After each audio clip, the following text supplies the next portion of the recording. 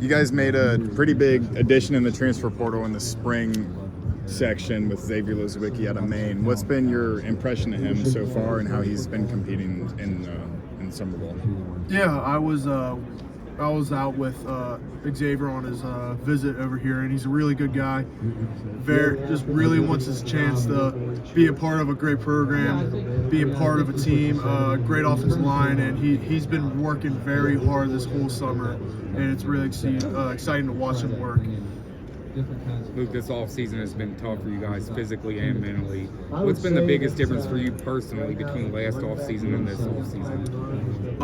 Yeah, by far the hardest offseason I had. Probably this is my 5th offseason in college football. But biggest thing compared to this year, last year, is really just the camaraderie of our teammates. I mean, last year there were times when people were fighting, like not fighting, but like arguing with each other. But now everyone's on the same page. We're all working together. We're all just really working hard for the fall camp. Feel really good about the additions we made this offseason. When coach is kind of empowering you guys when they're bringing players on campus for visits, how has that kind of helped with your belief in what the culture is that he's trying to get across to the rest of the roster? I'm sorry again.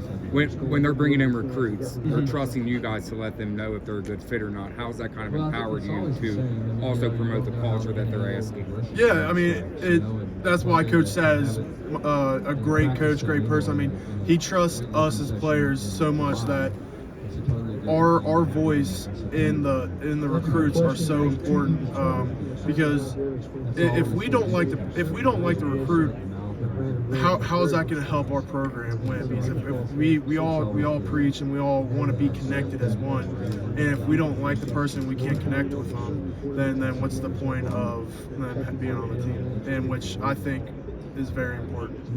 Luke, you battled a minor injury there in the spring. Talk about that, and how are you feeling now heading into fall camp? Yeah, that minor injury was it was unfortunate. Missed most of spring, pretty much almost all of spring. But yeah, I'm feeling really good. Coach Nico and the strength staff, Aaron Himmler and the athletic training staff, been really, really great with helping communicating with me, and I'm communicating with them to make sure I'm in the best position for going into fall camp. Luke, you guys were a newcomer to this conference last year. Several newcomers this year, including Colorado. You got to go to their place. What are your thoughts on just the newness and everything, and some of the new opponents you get to play this year, including Colorado? Yeah, it's exciting. Being the new conference last year, going to all those new teams, and with the 4 new schools, including Colorado, very exciting. Going over there, beat different schemes, different players. Honestly, just them being like into the conference where it's a very competitive conference. Anyone can win every given week. I have not, but I have been, other than right now, I've been to Wyoming, so I kind of felt the altitude too, so it'll be exciting. Looking forward to that game, the whole Deion Sanders, like kind of some big names in college football. Yeah, I mean, it's exciting having them going to Colorado, and it's just going to be an exciting game. With that too, with all the new teams, I'm doing a little notebook on traditions and places to eat in every town.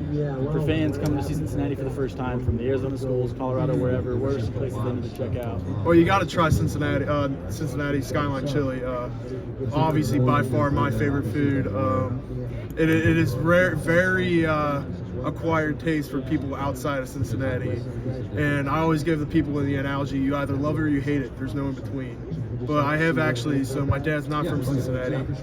He's from Cleveland, Ohio, and he always hated it, and recently, since probably the past couple of years, he started to like it. So it took him probably 25, 30 years before he started to like it. What are some of the traditions and experiences that people should expect as well? I'm sorry? What are some of the game day traditions and experiences people should expect? Probably the biggest game day experience is, even though it's a smaller stadium, holds about 40,000. It gets rocking. It feels like it sounds and feels like there's 80,000 people, and I don't think there's any other stadium of that capacity that makes it sound that loud, which it's really awesome.